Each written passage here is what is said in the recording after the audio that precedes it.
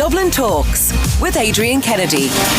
I have a simple question for you. And in fact, this simple question is the headline in the Irish Daily Mail today. And it reads quite simply: should parents be told where predators live?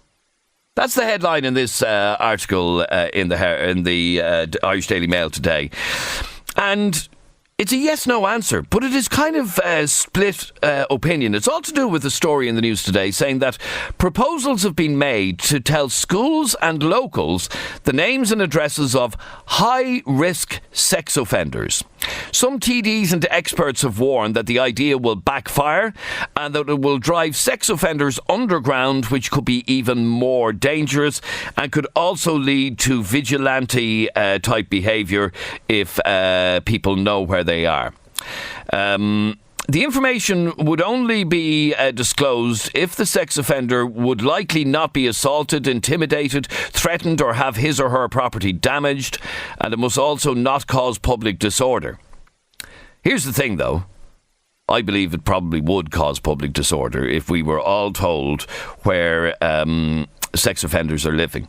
But the question that I'm asking you is, should parents be told where predators live? It's a fairly simple question, in fact, and it comes on the back of a debate that is currently being had in the House of the Oireachtas over whether or not we should have a right to know if a predator, a sex offender, is living near us or around us. Now, what is proposed at this moment is that individuals and perhaps schools will be given the names and addresses of high-risk sex offenders on condition that that person isn't intimidated, assaulted, threatened or have his or her property damaged. And it must not cause public order, or public disorder, should I say. Well, here's a great example of how residents feel they have a right to know. No sooner did we mention this story on the programme earlier on than we were contacted by a load of people from the Dublin 7 area. This refers to the story of a guy called Abdur Rashid. This is a guy who was released from prison last week after only a couple of days, but he has refused to apologise to the 6-year-old girl that he sexually assaulted. He walked free from prison last weekend, just 4 days after he was given a lengthy jail stretch. He was released because he had already done time in prison. Speaking to the Sunday World as he left Midlands Prison, he refused to apologise to the girl he had been teaching at a mosque in the Greater Dublin area. He said, "I've done nothing wrong. I didn't do it." Reminded that he was leaving prison after serving a sentence for the very crime he's now denying, the 50-year-old shook his head and he said, asked whether he would like to acknowledge his crime, he said, "I cannot remember." Asked if there was anything he would like to say to the girl or her family, he said, "Sorry, no, I am not sexual assault. I didn't do it. Thank you, sir." Now, Rashid was convicted in January at Dublin Circuit Criminal Court of sexual assault at the mosque in December 2015. He denied the charge. The court was told that when the girl, a 6-year-old by the way, when the girl was picked up from the mosque by her mother, the girl said Rashid, originally from Bangladesh, had touched her genital area. When the mother confronted him, he said he had been teaching the girl wudu, which is an Islamic ritual procedure for washing parts of the body. Now, the married father told Gardaí that he had held the girl in his lap and kissed her like he would kiss his own daughter. He denied kissing her with his tongue and denied sexually molesting her. He claimed because her reading performance was good, he lifted her up to kiss her, but she slipped in his hands and he ended up holding her by the thighs. The court was told that the girl had nightmares about Rashid taking her away and was afraid to go to school after the assault. The judge said in court that he had displayed an unhealthy interest in the girl and was guilty of gross exploitation of the innocence of a very young child. a number of people have been in contact with us when we merely mentioned, should you be entitled to know whether a sex offender is living near you. A number of people from the Dublin 7 area, and I'm not going to be any more specific than that. I am not going to give out this man's address because I don't want to do what the legislators fear may happen, and that's to create a witch hunt. Sorry, Katie, who did you want me to go to first? Let's go to Emma first. Emma, you're on 98 FM. How are you, Emma?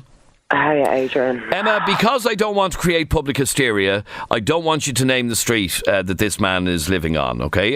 It's suffice to say it's in the Dublin 7 area. Yeah. This guy, Abdur Rashid, was released from prison last week and is now living right beside you. Right beside me, Adrian. Right beside me, like. How do you know for certain that it's him? I seen him yesterday. Basically, when I read the newspaper, none of us in the area knew, right? I'm on a residents association, so nobody knew in the area, basically. And I seen a post shared on Facebook. I went into the post because it said Dublin 7 area. It named the street he was on, and I said, that's my street. So straight away, onto the residents association, I said, there's a paedophile living in the area. The head of the Residents Association phoned me straight away. I sent her on the article. She says, I know him.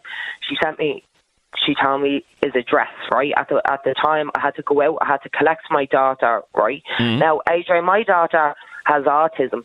She doesn't understand stranger danger, and she's a flight risk, okay? So she plays in the square on what his house looks onto. If he went near her, she couldn't even tell me, Adrian. Do you understand what I'm saying? She wouldn't be able to communicate it to you. So anyway, cut a long story short, my landlord lives right at the back of my house. We're all kind of facing onto a square, you know, and my landlord was standing there. I went over to the landlord and he was standing outside his house on the square. I said, is that him there? He said, yeah, I'm ringing his landlord now. I'm going to find out what the situation is. So anyway, his landlord can't kick him out because according to the law, he's done his time, yeah? Now... And sorry, Emma, that is a fact. Whether you might like it or not, that is a fact. That he I has, know, but paedophile living on the square, Adrian, like where all the kids play. We live in the city centre. There's one designated area there for the kids to play, and there's a paedophile facing. He lives on top of it. He looks out his window where all the kids are. A paedophile, like convicted paedophile. He's diagnosed schizophrenia as well, so there's a high chance of him reoffending. He won't even acknowledge that he's done it. I done nothing wrong. Touching the girl by the ties, she's having nightmares. He lives next door to a little girl and boy. He's like a fully fledged convicted paedophile. Now, one of his defences in court was that he did nothing wrong, that he had been teaching the girl wudu, which is an Islamic ritual procedure for washing parts of the body. And I've been reading up on wudu. I don't know if you've done that yourself.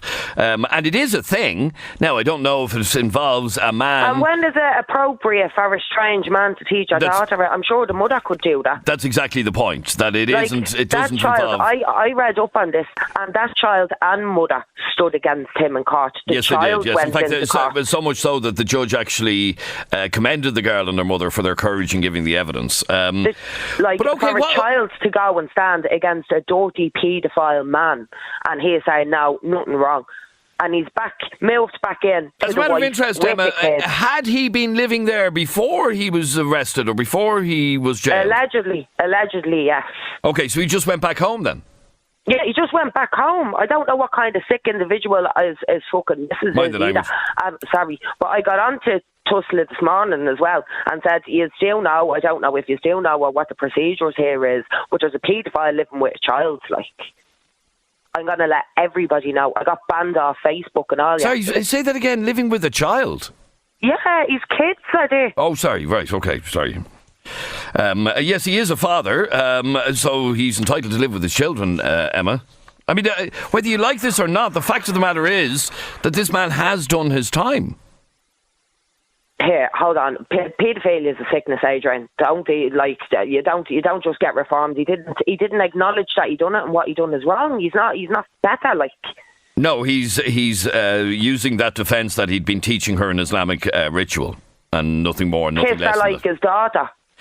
Let me ask you, Emma, what are Our hands lift up as high. this conversation today is about whether or not residents have a right to know that somebody with a sexual conviction is living near them.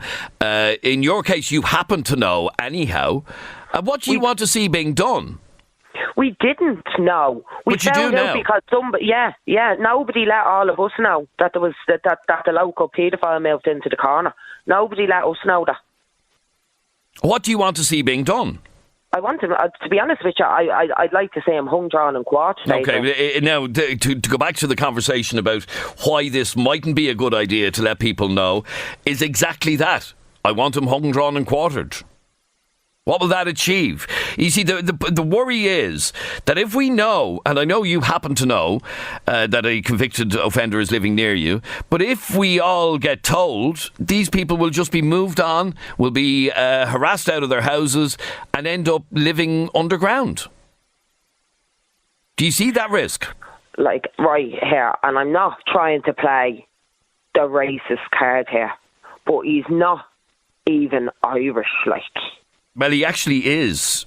He actually has Irish citizenship, so therefore he is Irish. Yeah, revoke that because he's actually like Adrian. We could go into where he's from, do something ridiculous, and get the death penalty. No, from. I get that. I understand all of that. He does a few days, like, and now he's free to paedophile around the neighbourhood. Like. Where do you want to see this guy go? I don't know. Home, back to Bangladesh with him. All right, I'd like to see him go into a shallow grave, if that's the truth. Like, you see, this is one of the reasons that this law is being debated about whether or not we have a right to know if somebody like this is living in the area, because it's. I think people just can't control their emotions and would literally harass or intimidate or whatever. And this is one of the things in this new law is that the information would only be disclosed if the person was not likely to be assaulted, intimidated, threatened or have his or her property damaged and must not cause public disorder. I worry, Emma, that you're going to literally get this guy out of where he's living. I'm getting him out, Adrian. That's my motive, like. Okay, stay there for 1 second, Emma. 6797 981 is our telephone number. You can text or WhatsApp the programme 0877 98 98 98. Can I just point out to a number of you, this guy's originally from Bangladesh, yeah? But a number of you are saying, why can't he be deported? He can't be deported because he is an Irish citizen. So what, we deport him to Ireland? So that ship has sailed. He is an Irish citizen. So that's why he can't just simply be deported. I have a lot more residents from that same area. And by the way, I'm deliberately not telling you the specific area that we're talking about here. Suffice to say it's in the Dublin 7 area. But I'm not telling you the street that this man is living on. Quite simply because of the fear that is being debated in the Dáil at the moment over this. That it will lead to mob mentality. It would lead to people daubing graffiti on houses, smashing windows, getting the guy out. Beth is next. Beth, you are also living right beside this guy, Abdul Rashid. Yeah, right next door to him, Adrian. And what are you worried about, Beth? Might seem like an obvious question, but it's a deliberate question. Well, like Emma said, we live on a square where the kids play. Now, we've been letting our kids, like mine and Emma's kids, had water fights and everything out on that square during the summer. And we've been letting our kids out there, not knowing right next door. Okay. You know what I mean, Adrian? Okay, I assume, Beth, and you can stand to be corrected here, I assume that this man would never have an opportunity to get next, nigh or near your children. You wouldn't know. It'd take 2 seconds to grab one of them. Like, that's all it'd take. And from his upstairs windows, he can see straight in to my back garden and my kitchen window. So it's not even just a case of touching them, it's watching them as well. Okay, so and how does that make you feel? Disgusted, absolutely disgusted. I know myself and Emma and a few of us won't stop until he's gone out with that. Okay, do you understand, Beth, why I'm not allowing any of you to tell me the exact street that this guy lives on? Do you understand why there is a risk of us doing that and a mob mentality driving this guy out of there? But I can can understand not saying it on the radio, but I'd be all for running them out, because why should any of us have to worry about living in our own homes or moving house or anything else when there's a paedophile next door? If you were to run him out, and I'm not condoning that at all, okay? I'm not defending this guy in any way, but if you were to run him out, where does he go then? I don't care where he goes, into the middle of Ireland somewhere where there's not a lot of people, where he can't harm people, or into a bleeding psychiatric unit is where he should be. But the reality of it is, Beth, there are people everywhere. If you were to drive him out of your area, the chances are this guy would go underground and nobody would know anything about him. At least where you are now, you know he's there and you can be wary of him. Yeah, but we know he's there, and we're all living afraid that he's going to do something. And my kid's school is right around the corner. Sorry, Beth, is that not all about you protecting your children and making sure that there isn't an opportunity for him to come next nigh or near them? Like, there's older kids out who aren't watched all the time by their parents. You know what I mean? You can't watch kids 24/7. When you say older children, what are you talking about? Like 9 or 10. Some of the kids do be out, and we can't be watching them all the time. I know there are people saying right now, well, a 9 or 10-year-old shouldn't be out doing their own thing and not observed, and being even at any vague risk of being, approached by this man. In other words, parents need to be more vigilant. Yeah, parents need to be more vigilant, but at the same time, we should have been warned. We were not warned about this man living next door. But my understanding is, Beth, that he lived there before he went to jail. Yeah, and we know nothing of that. Like, we've lived there nearly 4 years next door to them. But sure, nobody knows They don't mingle, they don't interact, we know nothing about them. Yeah, but Beth, that's nothing unusual in Dublin now. Sure, half the people listening to this show don't know their neighbours. Do you know what I mean? It's not like it was 20 or 30 years ago. People just don't know their neighbours anymore. Well, like I said, Adrian, that may be the case, but we're not going to stop till he's out of that house, because he goes between that house and another house a few doors down, which actually has a girl around the age of 5 or 6 living in it, and his house next door also has kids living in it. So why are them kids allowed to be in them houses with him in them? Now, I don't know if they're all the one family or what's going on there, but... OK, stay there for 1 second, Beth. 6797 981 is our telephone number. Eddie, you're on 98 FM. How are you, Eddie? Eddie, you believe that if the general public was told that an offender is living near them, there would be mayhem? Absolute mayhem. I mean, ask that lady Beth there, right? She's saying, I don't care where he goes as long as it's not on my doorstep. But how would she feel if she said Middle Ireland? If she drove him out there to somewhere else where he wasn't known and molested another child, how would she feel about that?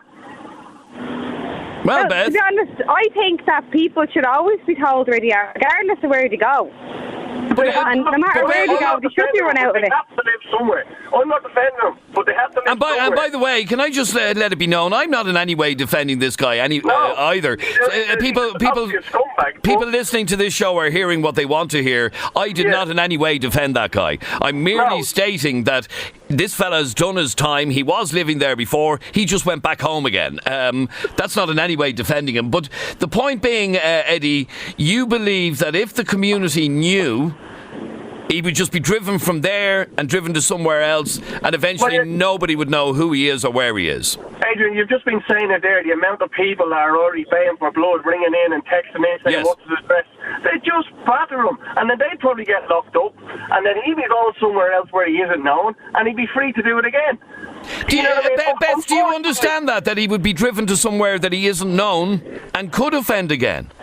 Yeah, but come here, how would you feel if you had a paedophile living right next door to 2 of your kids? I'd be honest. Looking out on where your kids play. I wouldn't like it, but unfortunately I'd put up with it for the sake of the greater good. You know what I mean? Okay, stay there for 1 second. Eddie, but I'm not putting up with it. Okay, and you, listening to what you're saying, Beth, you don't care if other people have to put up with it, as long as he's not living near you. Listen, they should be monitored. I don't know. They are monitored. He could do anything, but Beth, I haven't seen a guard in sight around the place. Hang on, if somebody is on the sex offenders register, they are monitored. Yeah, but they should be watched, Adrian. There's not a guard around the place, around our area. Do you think we can afford 24/7 surveillance on every single sex offender in Ireland?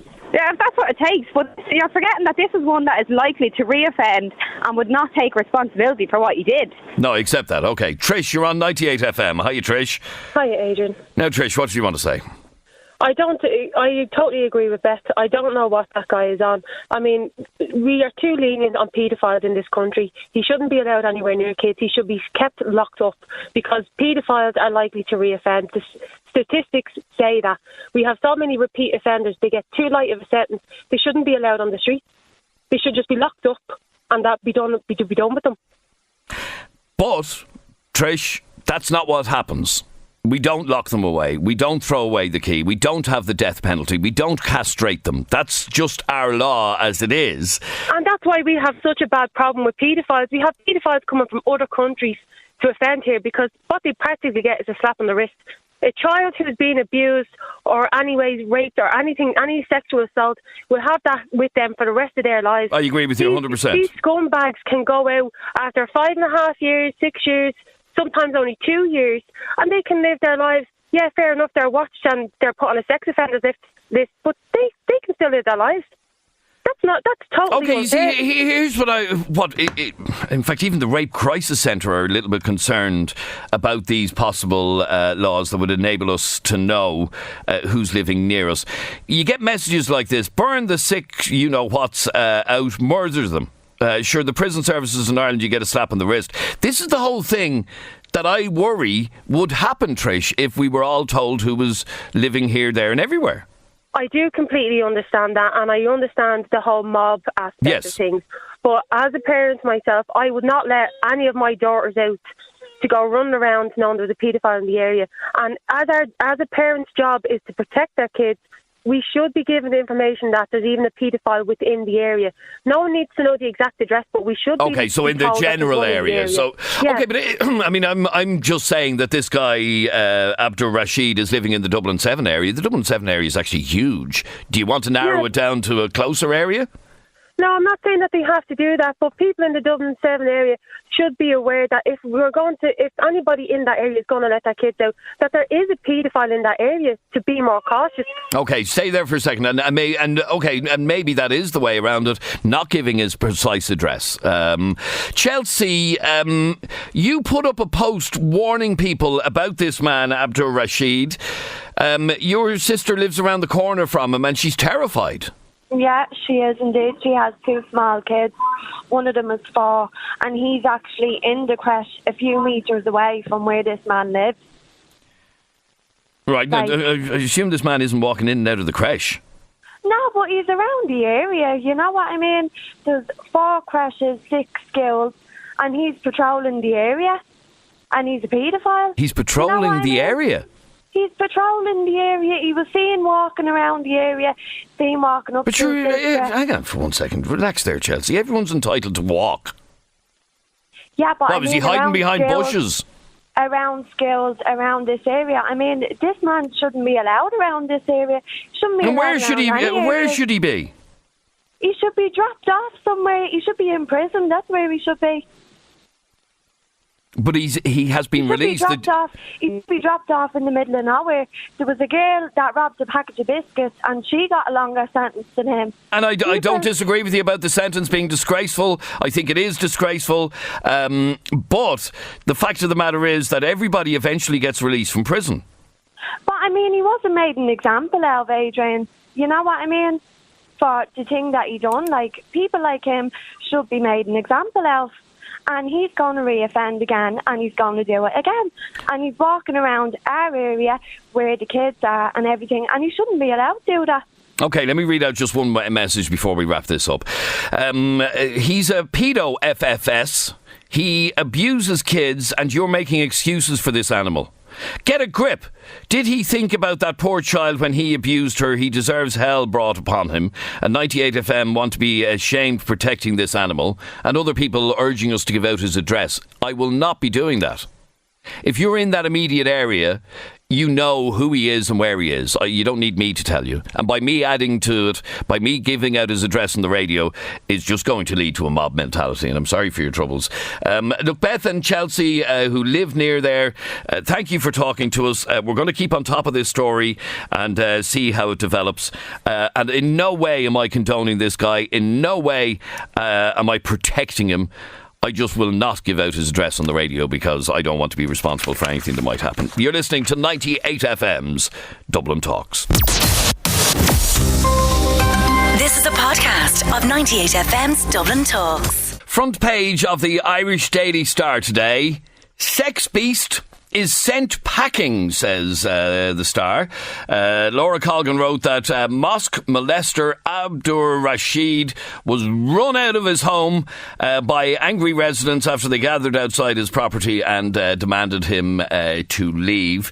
Emma is one of the residents that we spoke to last week. Emma, welcome to 98 FM. Hiya. Emma, he's gone. Look, the papers are saying he's gone. We'd like to believe he's gone, but we don't know for certain if he's definitely gone. Okay, well, where's the doubt? We haven't seen him, but we haven't seen him, but we don't know if he's definitely gone. Now, I know the reporter from the Star actually knocked at the front door of the house that he was supposedly living in and was told that he doesn't live here. Yeah, basically there's two houses on the square. All the females and kids live in one, and he lives in another one with a couple of men. Okay, but as regards what happened on Friday, we spoke to you on Thursday. What happened on Friday then? Okay, so a nice group of gentlemen showed up. Yeah, and they went looking for him. Now, basically, he wasn't seen, and he showed up then 20 minutes later, and then the guard showed up and sat on the court. The guard showed up, and what happened to him? Where did he go? We don't know. He showed up, went back into the house. Now his door was boarded, where there was damage done. But to be honest with you, I'm delighted. You see, I mean, you describe a group of nice gentlemen arrived. I mean, they were gentlemen that were going to drag him out, were they? Yeah, he's a paedophile. He's a dirty paedophile. And since these gentlemen turned up... Come here, Adrian, it was about time. We were living here going, where is the community? Thank God people showed up. They're protecting the kids of the area. We were like, where is everybody? Okay, so that was last Friday. He was last seen in your square at Blessington Court last Friday. Friday. And hasn't been seen since? No. Okay, so you're assuming he's gone? We're assuming he's gone. We hope he's gone. There's a few people trying to find out, get in contact with his landlords, the whole 9 yards tonight. But if he's not gone, everybody is going to be finding out about it again. You know, we won't stop till he's gone. We won't stop till he's gone. That's the fact of the matter. One of the conversations that we had, and you might have heard it in the clip we played from last Thursday, is, okay, if he's gone, where does he go to? And one of the worries about this is, and I know you might just say, I don't care, but the fact of the matter is he gets run out of your square to go somewhere where nobody knows who he is. Well, look, right, as a job, as a parent, Adrian, my primary purpose in life is to protect my children. We found out paedophile on the area, we protect our own. Wherever he goes, parents are expected to do the exact same thing. It's not like he's not known. You protect your own, and that's just point blank, end of.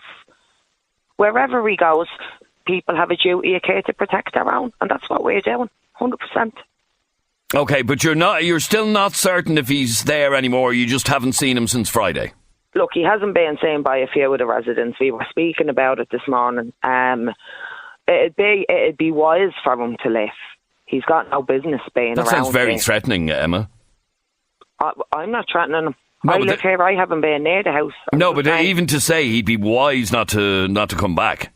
Well, his address is all over the papers. You're after naming his address there on the radio. Everybody knows the road he lives in. There's only 5 houses on the road. Okay, stay there for a second, because Beth is another one of the residents. You haven't seen him either, Beth, I assume? No, Adrian, I haven't. Now, the last I seen of him was when, as Emma said, the nice gentleman showed up at the door and did damage to the door. Who were these nice gentlemen? I haven't a clue. I mean, I saw one post from some guy on Thursday or Friday on Facebook claiming that the guy had actually been on our show, which is totally untrue. He wasn't on the show.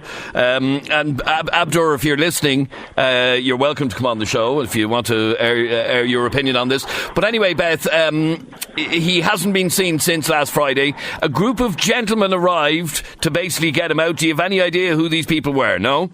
No, I haven't a clue. I would imagine it's people that seen it on Facebook and decided, right, let's do something about it. But now, having said that, I did buy the Star this morning, and it said he was seen getting into a car. Now, I was watching after this all happened, the gentleman showing up the door or whatever, and there was, because Emma rang me on our way to work to say that your man had just arrived at the house or whatever, the other house, and I was watching, and somebody did get into a car. There was a man got into a car, but it wasn't him. Okay, these gentlemen, they damaged the front door, is that what you're saying? Yeah. Okay, so what were they going to do? Were they going to kick the door in? I'd say so. I honestly couldn't tell you, because like I said, I don't know who they were. Were there children in there? Not in the house, not in the other house that they tried to kick the door in. Right. The house that there was kids in, they just knocked on the door, asked was he there. Whoever answered said that he wasn't there and shut the door again, and they went down to the other house then. Okay, and from what you understand, he may have been seen getting into a car and leaving? No, there was another person got into a car and leaving, but apparently the paper says that he did leave in a car. But I reckon he's probably just hiding in the house after all that went on Friday. But he hasn't surfaced from that house? No, not that we know of. If he's there, he hasn't surfaced? No. And you're also saying basically what Emma was saying, that if he is there, if he does come back, he'll be run back out again? Yeah, definitely. Like, I'm not having my kids put in harm's way. Let me read a message that's just come into me this second, and it says, well done to those ladies. Now we don't know where he is. All down to you. What do you say to that? Well, listen, if that person has kids, I'd love to know if they do the same. Just leave him, knock in for a cup of sugar. How's it going? Because we weren't going to stop until he was gone. Now, I'm sure it won't take long before wherever he is that he's found. Because his paper was all over Facebook, or his picture was all over Facebook, all over the news. So it's not going to take long to find him again. Okay, so at this moment, you're not certain that he's been run out of the area, but he hasn't been seen since last Friday? No. And, okay, Emma, what do you want? What are you aiming to... Basically just not to have him living there, end of story? Yeah, 100%. Come here, if that girl is so worried texting into the phone, why doesn't she move into the area if it's all okay? It's not actually up to us to worry about her. She's an adult. Worry about yourself. We're worrying about our own. And I assume... people. I assume, Beth, you agree with that. Yeah, definitely. You're not overly concerned about where he ends up as long as he's not in your square. Yeah, like Emma said, it's up to us to look after our kids. And any normal parent would do the exact same if there was a paedophile living next door to them. I'd be worried if they didn't. Well, stay there for a second. Frank, you're on 98 FM. Hiya, Frank. How are you? Frank, what did you want to say? I'll tell you what I want to say, Adrian. I agree wholeheartedly with them girls and people in that area. And you're flipping the remark, Adrian, as well. Well, what do you do with them? Where do you send them? I'll tell you where you send them. He's not an Irish citizen. He is an Irish citizen. Before you go, Frank, saying he should be deported, he is an Irish citizen. Well, so you can't deport him. Yeah, well, let me tell you. Tag him, and watch him. And let me tell you, Adrian, I don't care if he's in my area. I don't care about throwing him out of the area because it's not my problem. Every single area he goes to, let people do the same. In fact, I torment him so much that he hangs himself. And that's an awful thing to say about another human being. But raping a child is not an awful thing, isn't it? Of course it is. Don't be so stupid. Of course it is. Do you know what you want to do with them? You see, here's where the problem is, Frank. We have a justice system that saw it fit to give him the sentence that he got, and he was released from prison. Two wrongs don't make a right, and to start taking the law into your own hands, kicking down doors and everything else, one of the concerns, and this came up on our show last week, is that people like this guy just go underground and nobody knows where he is. Yeah, and root them out like the cancer they are and put them in a problem hole. You see, the difficulty is, Frank, people should be protesting outside the Department of Justice rather than outside this guy's house, because that's where the problem is. Yeah, listen, Adrian, judges in this country are a joke. You've people locked up in this country for probably a longer sentence than he got for not paying tax. And then I told you before, what do we do with this? Put them into Arbour Hill, where they're all protected. It was only on the news yesterday that they're refusing to get help. They're refusing to get counselling for what they're doing. OK, so you fully support the residents running this guy out? Run them over and make life a misery for them. An absolute misery for them. You see, here's the end result of this, Frank. And I'd say this, and look, I totally get why residents don't want somebody like this living near them, OK? I completely understand that. The conversation that we had on the show last week is about whether parents have a right to know if somebody like this guy is living near them. Yep. Okay. Now, one of the things that has been discussed in the Dáil is the risk of stuff like this happening, and then somebody like this guy, Abdul, runs off, goes underground, changes his appearance so that he can't be recognised, and then nobody knows where he is anymore. That's why they should be tagged, as I said to you on numerous times. Again, he's not going to put a tag on his leg voluntarily. It's the Department of Justice you need to take that up with. Exactly. But you see, we're too soft, Adrian, in this kip. We're far too soft with them. With everything.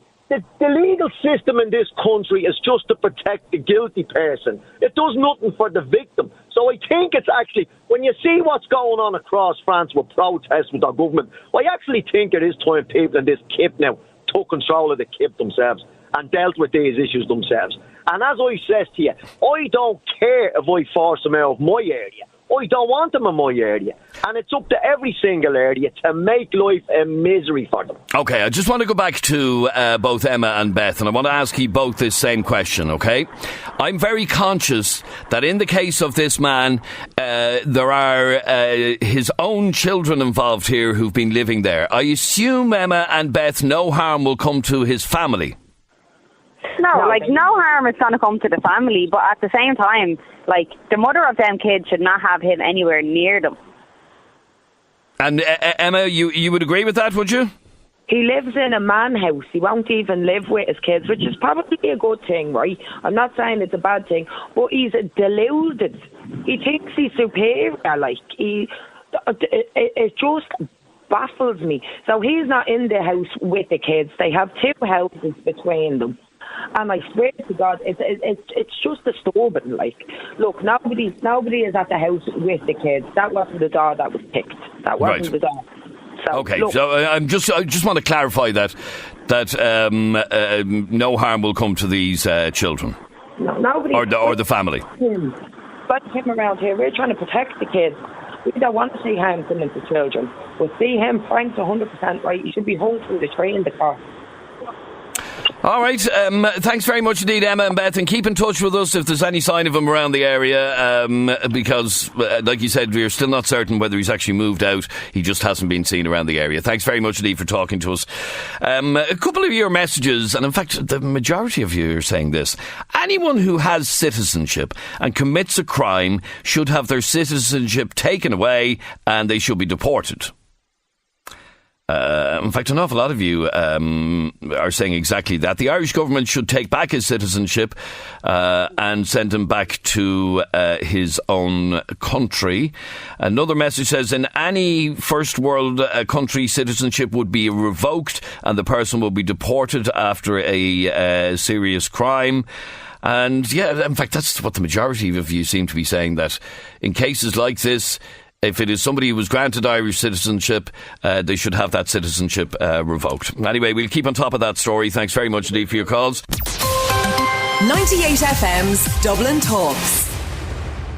Now, first off on the programme, we've been covering an ongoing story about a convicted paedophile effectively being run out of his home in Dublin 7 because the locals didn't want him there, and there have been more developments. Last Thursday on this programme, if you were listening to us, we told you about Abdur Rashid, an Irish citizen originally from Bangladesh who was convicted of abusing a 6-year-old girl at a mosque.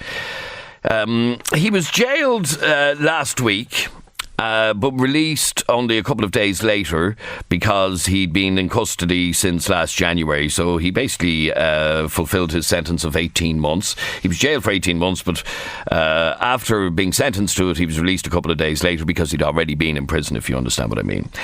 Let me describe what the court was told about this man and what he did. The court was told that when this 6-year-old girl was picked up from the mosque by her mother, the girl said Rashid, originally from Bangladesh, had touched her genital area. When the mother confronted Rashid, he said he had been teaching the girl wudu, an Islamic ritual procedure for washing parts of the body. The married father told Gardaí that he had held the girl in his lap and kissed her like he would kiss his own daughter. He denied kissing her with his tongue and denied sexually molesting her. He claimed because her reading performance was good, he lifted her up to kiss her, but she slipped in his hands and he ended up holding her by the thighs. The court was told that the girl had nightmares about Rashid taking her away and was afraid to go to school after the assault. Judge Codd said Rashid had displayed an unhealthy interest in her and was guilty of gross exploitation of the innocence of a very young child. She commended the girl and her mother for their courage in giving evidence. Anyhow, this man was released from custody last week, and he returned to his home in Dublin 7, but word got out that he was in the area. We spoke to 3 mothers on both Thursday's show and yesterday's show who didn't want him living in their area, and yesterday told us that they were delighted he was gone. Well, since then, we have been contacted by Rashid's daughter and another family member who sent messages to our Facebook page, including images of smashed windows at the family home last night. You can see those photographs right now on our Facebook page at facebook.com/Adrian K and Jeremy D. So we sent our Jeremy to this house in Dublin 7 to find out exactly what's going on. And he is there now.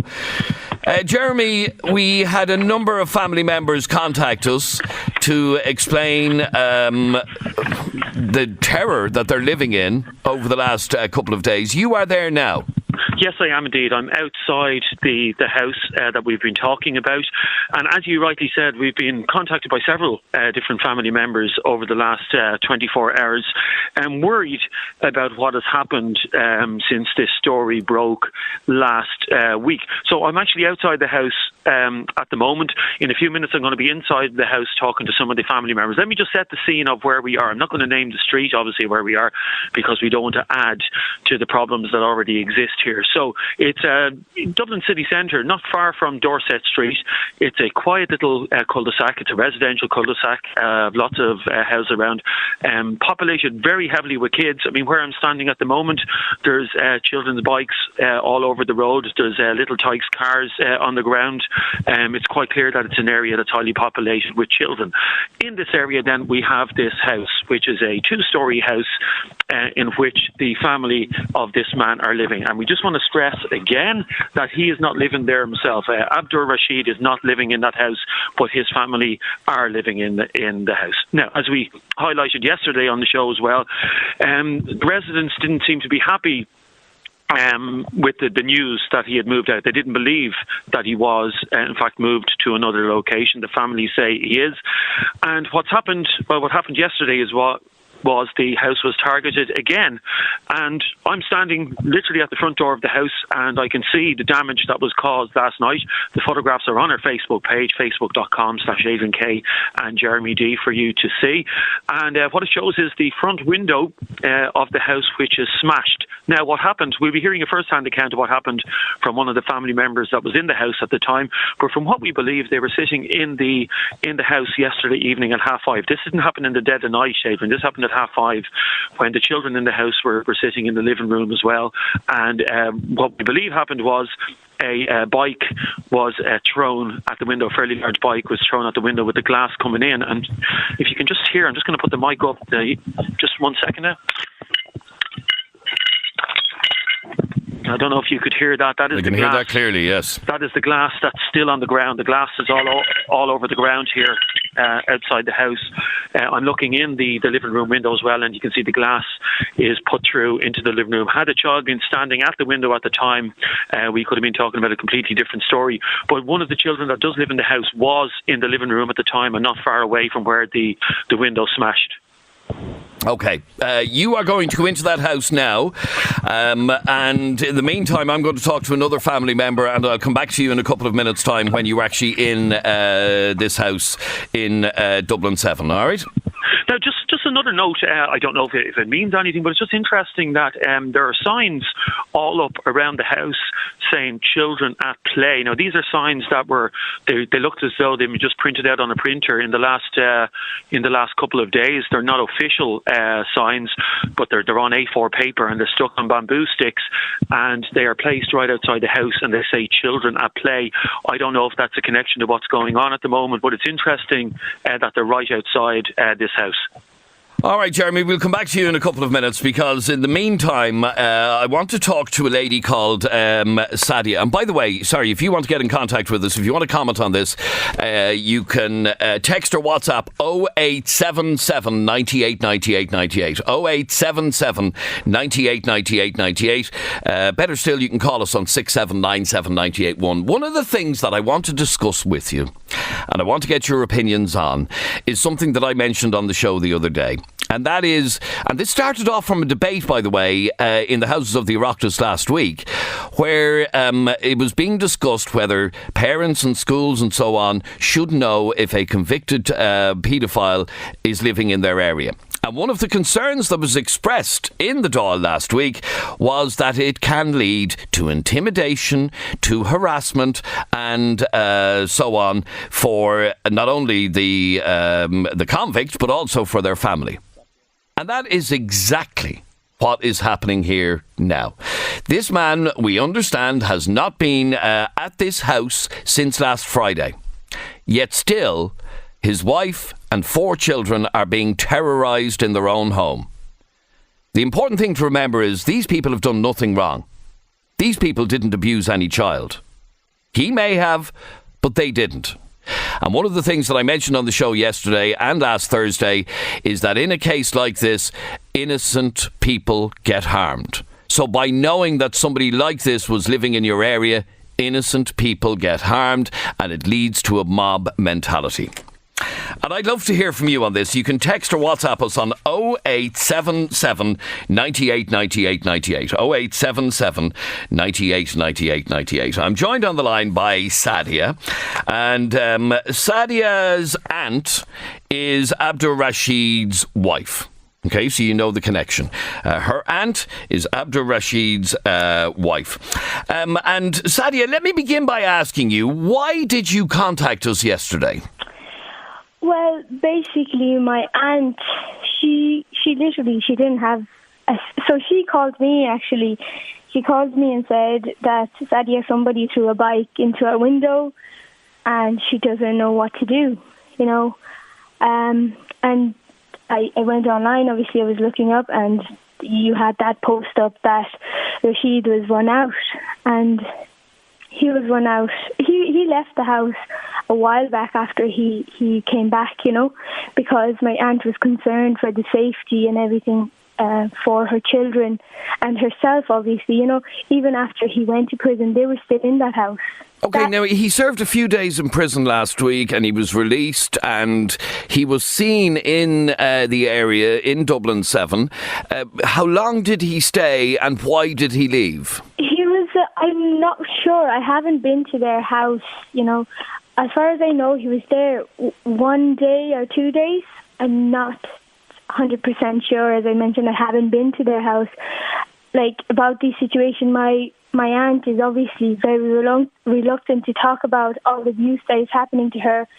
And, you know, again, I'm as a, you know, relative, I only know a certain amount about their personal life. It's, you know, we try to help them as much as possible. We don't obviously try to invade in their privacy because obviously, again, that's their decision and what they do, it's up to them.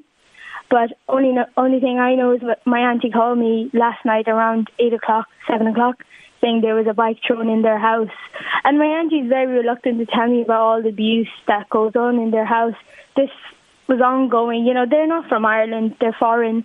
This was ongoing before even this, you know. All of okay, so before even this case, they were getting kind of racial abuse, were they? They were getting abuse, and obviously you can understand after this thing hit, oh my God, it's crazy. And it's literally what people are writing on Facebook and everything, that they're going to literally torture them out of that house. And they just don't have anywhere to go, you know. Okay, so Abdul Rashid is your aunt's husband, and he may have spent a short amount of time in the house after his release from his short spell in prison. He was convicted of a fairly serious offence, as I'm sure you're aware, Sadia, and residents have told us on a number of occasions on this programme that they don't want him living near them. One of the things that I did say to residents on the programme yesterday is that I would hope that no harm would come to his wife and to his children. And I made that quite clear yesterday, and I was assured that no harm would come to them. But what you're telling me is that the family, the wife and kids, have been intimidated even though he's not there. Constantly. And I'm obviously here not to bash anybody else, what they are saying, but what I believe I was listening to the podcast yesterday, and Emma and Beth, was it? They said that there's 2 different houses, and the men live in one, and the family and the kids live in another. That's completely incorrect. There is 2 different houses, as I mentioned to you in my message, but there's 2 different families, and that's it. My aunt. Okay, so one family has absolutely nothing to do with Abdul Rashid, or have no connection with him whatsoever. Nope, it might have been the case that the lady of that house, she's from Bangladesh, obviously they might have gone over to speak to her or to help her, but never in my whole life have I seen, and they're living there for a while, that they've gone over and stayed in a different house or anything like that. Okay, so that's the first thing that you want to clarify, that one house is full of a family that have absolutely nothing to do with Abdul Rashid. Nothing to do in the other house then is his wife and his 4 children. How many how old are the children? So there is a young, he's about 3 years old. That's the youngest child. And then there's another child about 13 or 14-year-old.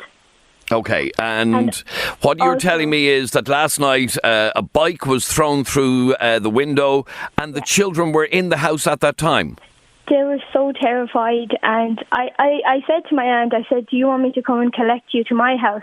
And she was like, no, she's too afraid, you know. And she recently told me that in front of her house, somebody, I don't know exactly who, they have 2 huge dogs in front of the house. So they can't even leave, you know. The kids, the 3-year-old, he's about 4 or 3. He has to go to creche. There's another 13, 14-year-old. He has to go to school. They're too afraid to come outside. These dogs are barking when they coming outside. And I think you've seen pictures of their house. It's all over Facebook, you know. It goes on to like playground, direct facing a playground. It's not a playground. It's a play area kind of. And if they walk out of the house, everyone can see, you know. and they're constantly being watched. Now imagine not doing anything wrong and constantly being watched. Okay, now one of the things that you say in your message to us is that they are torturing this innocent family who've already been suffering since the beginning of this all. Rashid has done his time, and it's my aunt's decision if she wants to allow him to see his children. You go on to say that I understand their anger, but the family doesn't deserve this. In what way do you understand their anger? No, of course, as I mentioned to you, I listen to this show all the time, and if it was if somebody moved into my area, I'd probably in up in arms as well.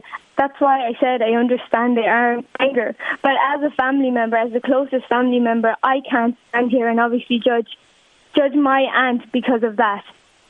I just said that because he's living in Ireland, whatever the law, according to the law, felt that was right or whatever. And obviously I'm not here to defend him. I'm here to speak for the family who are not being heard here.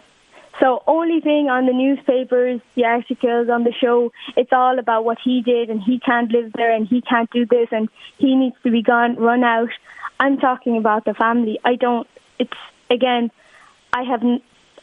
want to comment on his actions. He has the consequence of his actions, but I don't believe that the family should suffer because they haven't done anything. Okay, let me ask you then. Has your aunt told you that he is not there and will not be back? He is not there. He isn't there. I know for sure. Will he be back? Again, that's not my decision. That's not something that I can ask her. It's not up to me. All I care is about the kids that are there and my aunt that's being attacked. So what is your message to the callers that we had on the programme yesterday and indeed last Thursday who want him out and who haven't... Out. Okay, he is out, but it appears they haven't let up even though he is out. Yeah, and all the Facebook messages and everything are saying they're going to burn down the house. Now, their landlord has been contacted to say that if they're not out, that they're going to burn down the house. So I don't understand, do they want the whole family out or just him out? That's what I'm confused about as well. Okay, and you're saying that he is gone and you're obviously appealing to the residents to leave the rest of the family alone. Because they are trying to move. Obviously, nobody wants to live in that situation, but they're just stuck. They don't. It's not easy to find a house and move just like that, And it's a full-on family. It's 4 children. They've been living there for years now. It's full-on family. They have to find a proper house and then they have to move. And it's not easy to find a house in Dublin. Okay, so your direct appeal then to those residents is what? But please have some sympathy for this family. They haven't done anything wrong. I'm not talking about Abdul Rashid. What he's done is it's separate. The family is separate from that. They shouldn't have to suffer for his actions. They've already been suffering from day one. My aunt doesn't speak English, so obviously we're the one who's speaking for her, and his daughter, the one I mentioned earlier. She's the one who's speaking. She has her own family. The kids have to speak for her because she can't speak for herself. She can't defend for herself. So why is it that this innocent family is suffering because of this? And to be honest, the whole area there knows that the family lives there. So if Emma and Beth say that they know for a fact that there's men living in a separate house and women living in a separate house, that's a complete lie. They know very well that those kids and the family are in the house. And if they say they don't, they deny this, then how do they know? Have they been inside the house to see? No, they haven't.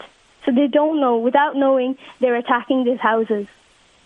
All right, and it's Sadia. not just one family, it's the two, because they believe that it's the two houses. Yes, but as you said earlier, one house has absolutely nothing to do with Abdul Rashid. All right. Well, look, Sadia, we appreciate your time for talking to us here at 98 FM. All right. Thanks very much for having me. Now, let me go back to Jeremy, who is at that house in the Dublin 7 area and is going to be talking to the family in just a moment.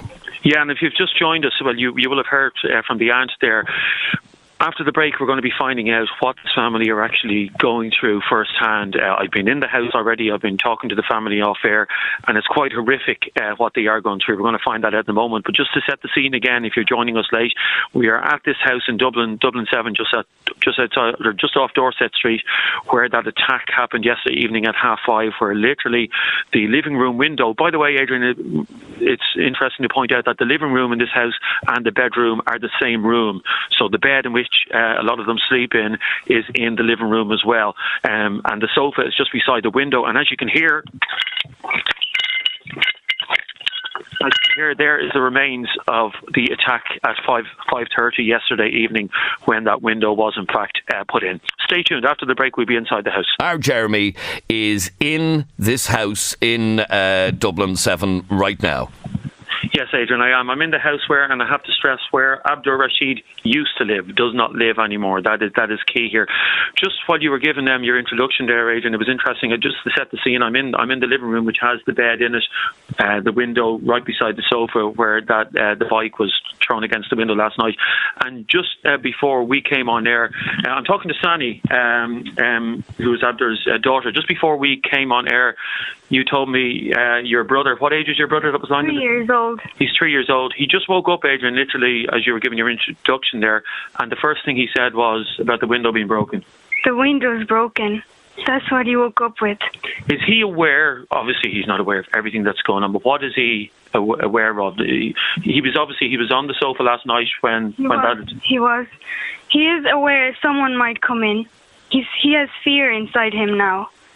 Okay, so you were telling me that he didn't sleep at all last night. He didn't sleep all night.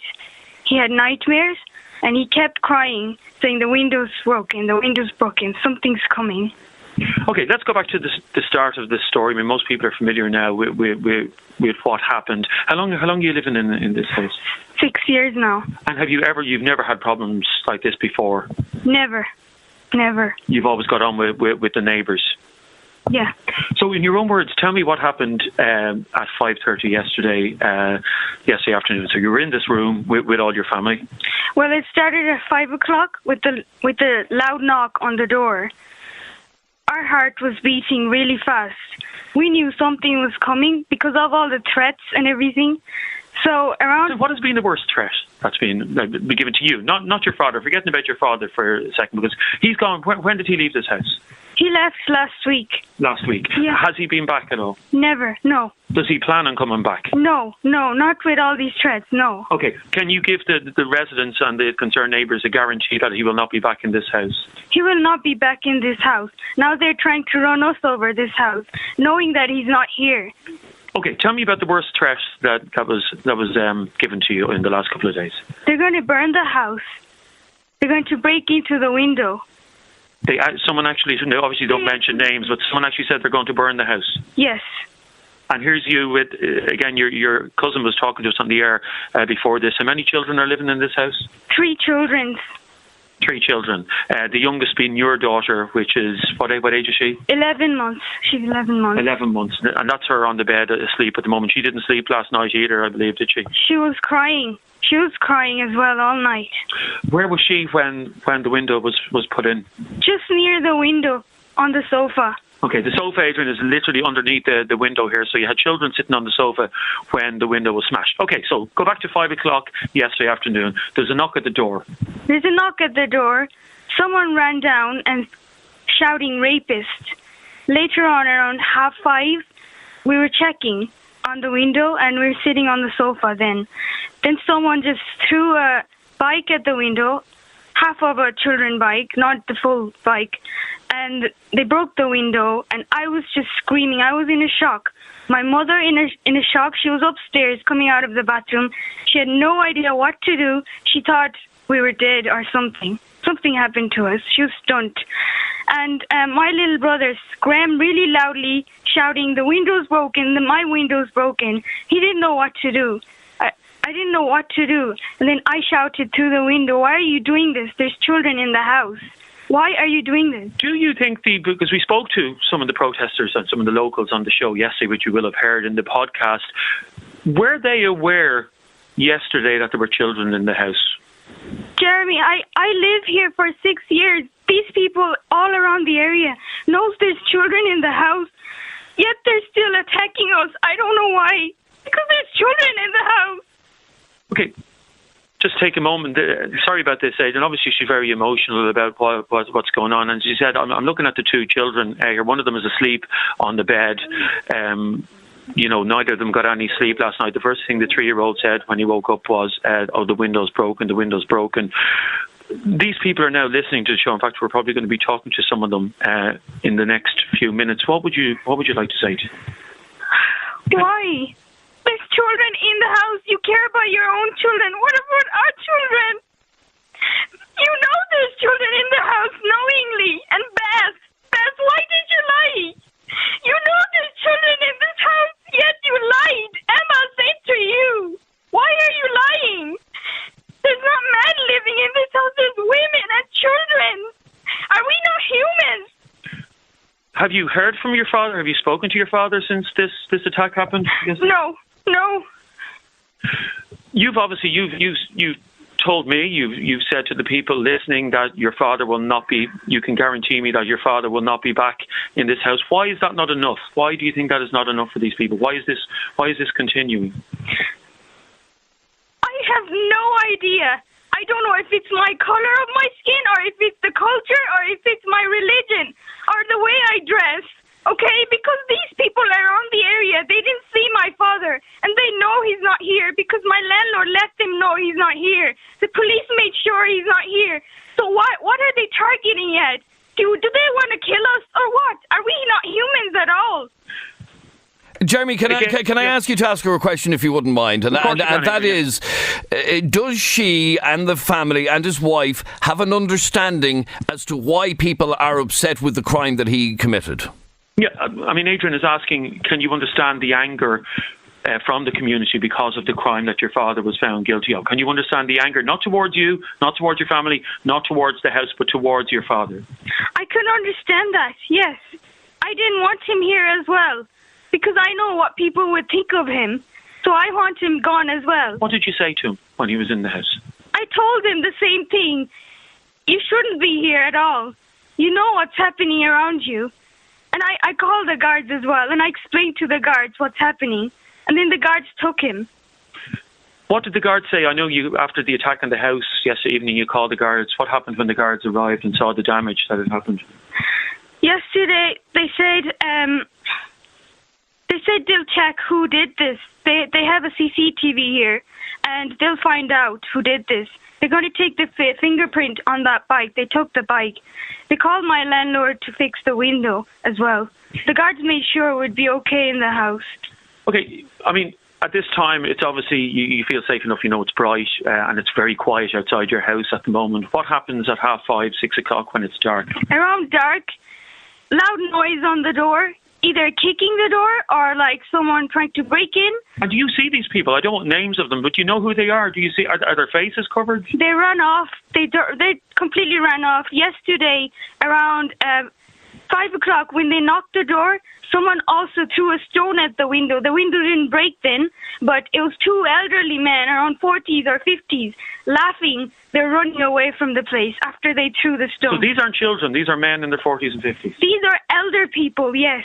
Okay, what would you like to say? Because obviously a lot of them are going to hear this. I'd imagine all of them will hear this. What would you like to say to them? As the woman who's living in this house, you know, the daughter of Abdur, you're living here with your own child, your brothers and sisters. I mean, it's heartbreaking to see your daughter, who's only 11 months old, you know, asleep on the bed because she got absolutely no sleep last night. It's terrible to hear your little brother, who's 3, is that right? Who's 3 years of age. You can see the worry in his face. He shouldn't be worrying. Is he normally in creche at this time, or normally in school, or is he in the house anyway? He's in the house. He's in the house anyway. But it's sad to see him on edge as well. What would you like to say to those people? What about the safety in this house of children in here? I know you care about children around you, but what about the safety in the house for the children who live in the house? I just ask you one question. Do you not think we're human? Are these children not human? Do they not deserve to live? Would you like to be moved out of here? Is that an option for you? Obviously, you've made a life around here. You've been living here a long time. You know the people. You've always got on well with the people around here. There's never been an issue before. No. Is moving an option? They're going to continuously do that. They're going to threaten us. Even right now, I saw on your Facebook, they're going to come after us now because we're defending my dad. And can I just say that we didn't give out your address? I haven't even said your address on the show. Obviously, Jeremy, can I just ask a question? Yeah. She just said it there that people believe she's defending her dad. Is she defending her dad? Yeah. Does she accept the crime that he was convicted of? Okay, you believe, you were saying that the locals think you're defending your dad, or you are defending your dad. Are you defending your father, and if so, why? Because he done nothing wrong. This is all what the media said. This is not true. But Jeremy, the courts convicted him. Yeah, the courts did convict him of that crime. So we have to take, that's the law. We have to take that. I understand, and I know from talking to your cousin as well, that you don't believe that he was guilty. Unfortunately, the law is the law. He was found guilty in a court of law, regardless of what you think or regardless of what your father is saying. You do not accept the judgment of the court, then, do you? The court, the judge did not know what to say, so she left it to the juries. And then they decided, it was out of suspect, they said that he's guilty. But they did not find any evidence that he did anything. Okay. I understand how, if you 100% believe that your father is innocent, why you would defend him. He's family. But can you not understand that by defending him, maybe you're going to anger the residents more? Whereas if you came out and condemned your father, that might change the opinion of the residents. Because the feeling I'm getting is that they, a lot of this anger may be because you're defending him. I'm not saying that I'm not defending him. I am defending him because that's the truth. Okay, so you firmly believe, you all believe as a family. But sorry, Jeremy, to cut across you again. I have to put it to you and put it to her that the judge in the court last week described the fact that he had an unhealthy obsession with a child. When anybody reads that, the judge said, Judge Codd said, he displayed an unhealthy interest in the child and was guilty of gross exploitation of the innocence of a very young child. That's a judge in one of our courts only last week. Sorry, how would you like to react to that? This is all what the mother said. It says it on the newspaper, what the mother said. What did the 6-year-old understood out of all of this? What did she say? Okay, but the fact of the matter is that this is what the judge said in court last week, that he had displayed an unhealthy interest in this child and was guilty of a gross exploitation of the innocence of a very young child. Do you not accept that your father did anything wrong? He did nothing wrong. It's what the court says. Obviously, they're going to believe that. It's out of suspiciousness. It's not the truth. Okay, Jeremy, I have to put across you because I have to take a very quick commercial break. Stay with me for a second. I'll come back to you straight after the break. Don't go away. Can I just clarify something? A couple of you've messaged us about this.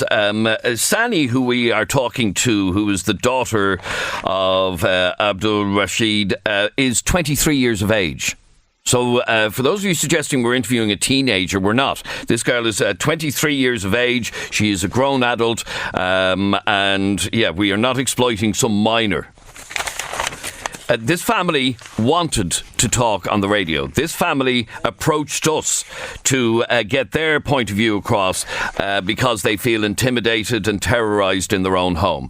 And as I said, this lady is 23 years of age. If you've just joined us, we're talking about the case of a family related to Abdur Rashid, who last week was sentenced to 18 months in prison. He spent just a couple of days in prison because he'd already done time, and he was released last week, and he returned to the home that he'd been living in Dublin 7. Now, he was there for not long and left and hasn't been there since. But since then, whoever they are, locals have terrorised this family, throwing a bicycle through the front window last night. And our Jeremy is at the house, and as you can hear from the family members, his daughter, Sani, is very upset, and Jeremy is still there. Are you there? Yes, I am, Adrian. Yeah, just to clarify again, because I'm seeing the messages myself. Sani is a grown woman and is with the mother, in fact, of one of the children that was sitting on the sofa when this happened last night. So she's not a minor, and I'm happy to clear that up. But yeah, the family are quite upset. How's your mother, by the way? She's sitting in the corner. She's my mother. She's got heart problems. She's taking depression pills. She was stunned last night. She had no idea what to do. She did not sleep all night. You can see her eyes are all red. She was crying.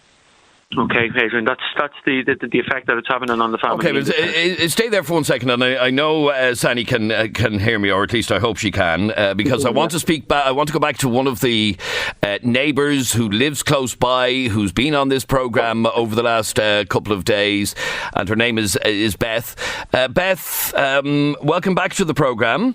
Hi, Adrian. Beth, it saddens me to hear somebody like this so upset with what is going on. What do you want to say? Well, can I just start by saying that we said yesterday we didn't want any harm to come to his family. Correct. That we just wanted him out of the area.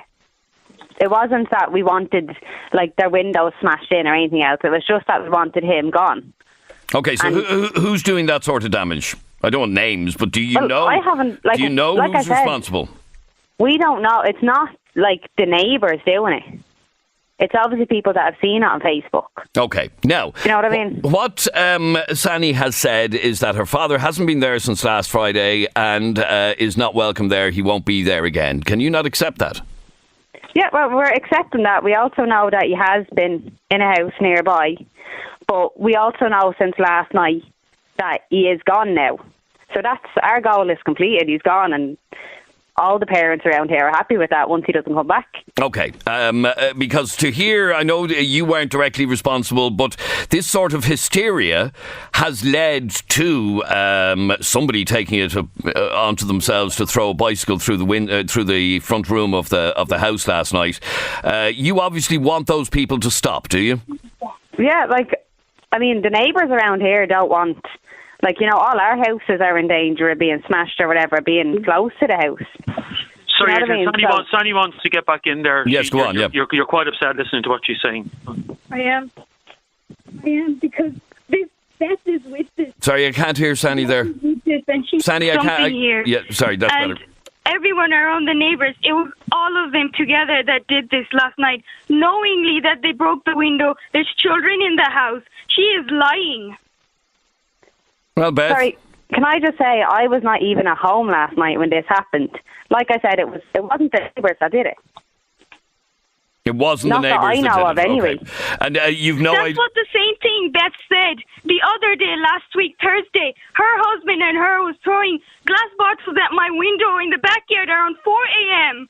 Around 4 a.m. until 4:30, and the police went in and asked them if they'd done anything, and she said she knows nothing about it. She said her husband and her brother left home in the night time, and there was no one in the house except for her. Sorry, can I just clarify this? Yes, Beth, please do. Can I clarify this, right?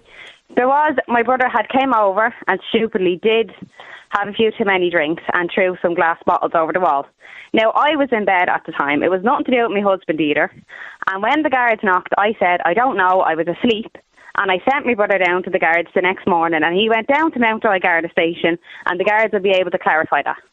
Okay. I never said you weren't in the house. Okay, Beth, I want to hear from you again that you and the other residents will be happy in the assurance that this man, Abdur Rashid, will not be back in this house, and this is his own family telling you this, and I'm trying to mediate a peace here. I am trying to stop a house with women and children in it being attacked again, and that message has to come from people who are resident in the area. Please lay off now. Yeah, no, that's what I said. We're all happy. He's gone now. Do you know what I mean? There's no need for any of this anymore. Adrian, he was gone. The argument would be from this family is that he was gone yesterday evening, so why did this happen? He wasn't in the house yesterday evening. Again, Beth didn't instigate this, has nothing to do with it. I'm not for one moment saying she did, but I'm just saying that it hasn't helped the situation, didn't help the situation yesterday evening. It doesn't help that this family are at wit's end at the moment. I mean, I that because it was nothing to do with me. Okay, but what I'm hearing, Jeremy, from residents, well, Beth, as one of the residents very close by, is saying we're happy if he's not there, we'll leave it at that. Is that right, Beth? Yeah, that's exactly what we're saying. Okay. Sandy wants to ask you another question, Beth. Yeah. Beth, why did you say that there's only men living in this house, and you were certainly sure that there's no women or children living in this house, Beth? I never once said that. What was said on the show yesterday was that in one house there was women and children, and in another house there was men. Okay, but that other house. If you hear it over again, you said one house only has women in it, and the other house next to you only has men in it, where Abdul Rashid is living. You and Emma agreed with that. Okay, and what you're telling me is he hasn't been there, and from what I understand, the house next door has nothing to do with you or your family. These are separate people altogether. Is that right? The house next door has no connection with you, or who's in the house next door? Sorry, the house next door to you, or this building. Do you know who's in that house, or is there any? Yeah, Beth is living with her family in that house. Her two children and her husband. Okay. Is that true, Beth? Yeah, that's correct. Okay, and this other house that was being referred to yesterday as having men only in it, this house has nothing to do with this family, from what I understand. Beth, is that right? Sorry, say that again? This claim was made yesterday on the programme that the house next door, another house next door, was being occupied by men only, but I'm being told today that has nothing to do with this family. Well, I'm the only house next door to them. There's a house a few doors down, if that's what you're talking about. Maybe that's the one they're referring to, yeah. Okay, stay there for a second. Eddie, you're on 98 FM. Hi, Eddie. Adrian, I said last week that this would happen. You know what I mean? It's horrible, actually, to hear that they're now the victims of what their dad did. Correct. And there's brain-dead morons out there. This family didn't ask for this, you know what I mean? They're innocent victims in what's happening. And for a 40 and 50-year-old man to throw a bike through a window where there's someone sleeping on a bed... Well, we don't know who threw the bike through the window, to be honest. No, but you reckon they were 40, 50 or whatever. But they're cowards, absolute cowards. Now, my heart goes out to that family. However, what I will say, I've never found myself kind of changing my opinion so quickly in regards to the fact that she came on and defended her dad. I don't think that helps the situation. If she'd have condemned him, it might have gone in her favour, because there's some brain-dead morons out in the streets, or probably listening to this, will see that as... Okay, let me go and do something else. Let me go back to Sani, and Sani, I have to put that directly to you because a number of people have sent this message in. Okay, can she hear me, Jeremy? Yeah, she can hear you. She's listening to you. Okay, Sani, your father, whether you believe it or not, was convicted by a court of law in Ireland of a fairly serious offence. You say you don't believe it, but what I'm hearing from callers is you're making the situation worse by saying that. What do you say to that? I literally just believe in the truth. And the truth is, the police, the guards never found any proof. They never found any evidence on what my father did. But Sani, so how evidence was presented. What the court says, only what the juries are saying. Okay, but evidence was presented to the court, and I wasn't in the court, but enough evidence was presented to the court to find your father guilty. But this is only what the mother is saying. It doesn't matter, Sani. How can she understand what a genital is? Sani, I can't relive the trial. The trial is done and dusted, and your father, by one of our eminent judges, Judge Codd, was deemed guilty of the offence. Not only that, also that it's really, really hard for us, the children, to accept a father in our life who's been living all our life with love, kindness, and loyalty, and knowing that he can be involved in this kind of situations, it makes it really, really hard for us. And you have no idea how hard Sani, it's been for us. I completely understand that. Sani, I completely understand that, okay?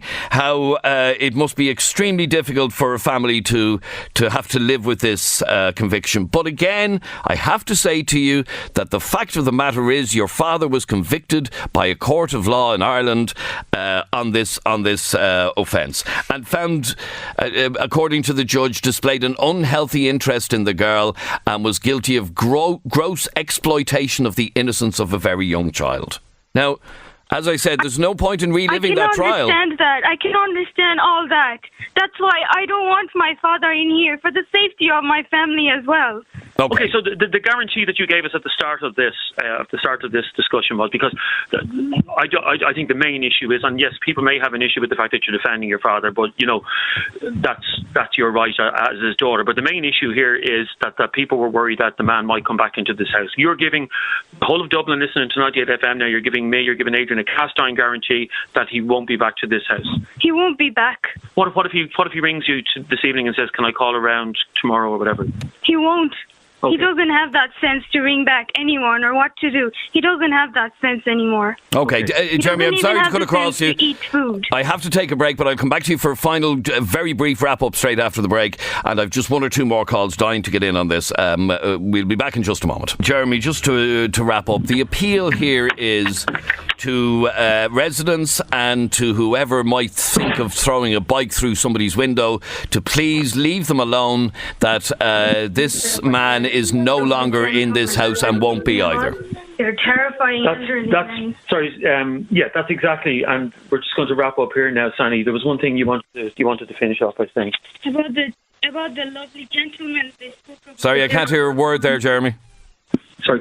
About the lovely gentlemen they spoke about. They're terrifying men in their 40s and 50s standing in front of my door, knocking at the door. They want him out. They say, "Where is he?" And he's gone. He's not here. And I was terrified. My mom had a heartache when she opened the window. I opened the window and I told him, "He's not here. The guards took him." Okay, so your final thing to say to people who are listening, who may come to the house again, and I hope they don't. I really hope that you can all live in peace. I hope your children can live in peace. Nobody should have to live like this. Your final message to them is, leave us alone. He's not coming back. Yeah, leave us alone and he's not coming back. And it's not only about your children's safety, it's about our children's safety as well. Knowingly around this area, including Beth and other people who is around this area, they know he's not here, yet they're still horrifying us by hurting us and throwing stones at our window, knocking at our door, making terrifying noises at the door. Sandy, thanks very much for talking to us on 98 FM. Adrian, there you have it. I don't know if we've heard the last of this story. We'll certainly keep in contact with the family. All right, thanks very much indeed, Jeremy. And one final call on this, and that's you, Barbara. You're on 98 FM. What did you want to say? How are you, Jeremy? I'm infuriated listening to that girl. I don't know whether her name is Sani or Hani. Sani, S-A-N-Y. There's not even a thought for that 6-year-old child, for what her father done to that child. She's talking about our mother has a heart problem, our mother has depression. What about the mother of that child? Okay, for whatever reasons, and she's already described it, for whatever reasons, she doesn't believe her father is guilty of the crime that he was convicted of. Now, I can't... So that's only infuriating people, Jeremy. Well, I'm Adrian, but go on. Adrian, she's adding insult to injury. Do you know what I mean? Like, she's insulting the justice system. She's saying there was no evidence. Nobody is convicted based on no evidence. The man was convicted on the evidence that was presented to the court. Correct. And I did put all that to her, as you heard. I put all of that to her, but for her own reasons, she believes her father is not guilty of the crime. And anyway, what she's doing is she's putting the rest of the children that's in that house in danger by supporting that man. Okay, here's what she said. Here's what she said, and this is what I want to come out of this show today. She said her father will not be back in that house again, and talking to the residents, they're happy enough with that, and let's just leave it at that. You can't be... Yeah, no, don't get me wrong, I don't condone what's going on with the windows being put in and all of that, but she is going to infuriate people by people knowing that she's supporting a paedophile, and that's what he is. All right. Well, like I said, she has assured us, and regardless of her belief, she has assured us that he will not be back in that house again, and we just have to take her word for God, it. he's not, for the sake of the other children that's in that house. All right. Thanks, Barbara. And thank you, all of you, for your calls. When I say we've been swamped with calls and messages and so on, yeah, we have been. It's not illegal, by the way, to have a belief. Even a belief in somebody's innocence, no matter how apparent the crime may be, it's not illegal to have a belief. That's all I'm saying.